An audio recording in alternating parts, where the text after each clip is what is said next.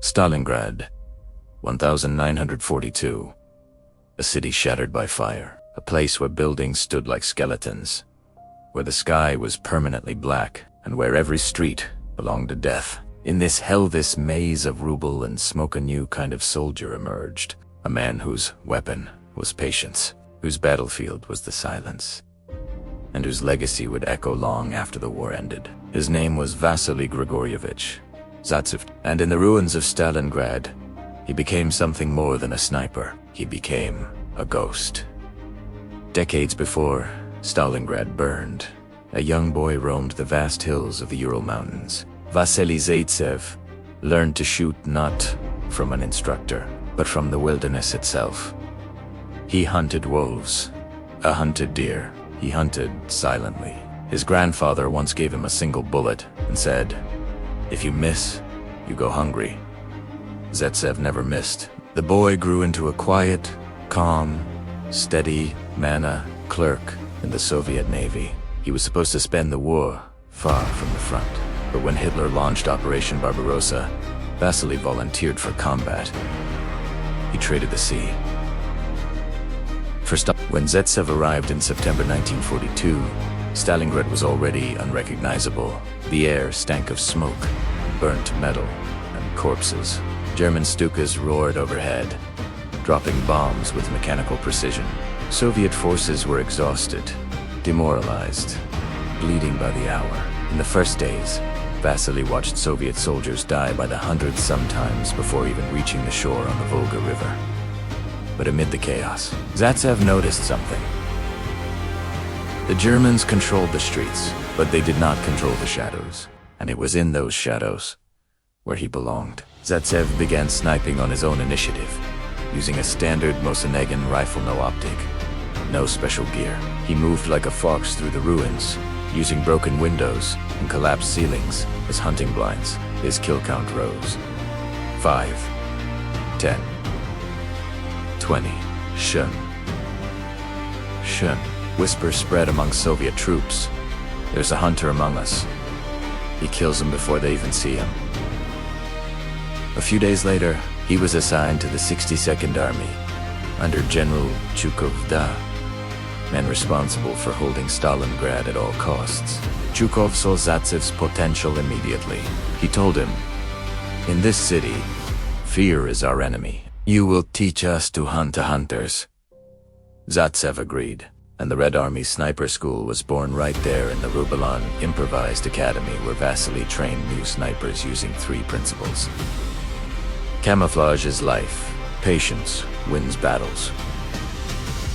Every bullet counts. These students would become known as Zaitsev's disciples. Zaitsev mastered the urban battlefield like no one else. He turned collapsed factories into fortresses. Pipes, chimneys, holes in walls became firing points. He even hid beneath frozen corpses to ambush passing enemies. He waited 4 hours without moving. He shot between heartbeats. He never fired twice from the same position. To the Germans, he was no longer a man. He was a rumor, a shadow, a nightmare stalking the ruins of their every advance. And his kill count kept rising. 60. 140. The German 6th Army began to panic. Officers warned their troops, "Do not expose yourselves. Zaitsev is out there." And so, the Germans did something drastic. They sent a hunter for the ghost. One of the most intense sniper battles in military history began in late November 1942. Whether the German sniper was Major Erwin King, Heinz der Bald, or another elite marksman is still debated. But what happened next is not. For 3 days, Zaitsev and the German sniper stalked each other through bombed-out ruins. It was a chess match played with rifles. The German was clever, professional. He knew Zaitsev's techniques. He killed one of Vasily's spotters. He wounded another. He set traps, helmets on sticks, broken glass, decoys, and false shadows. But Zaitsev studied the environment like a predator.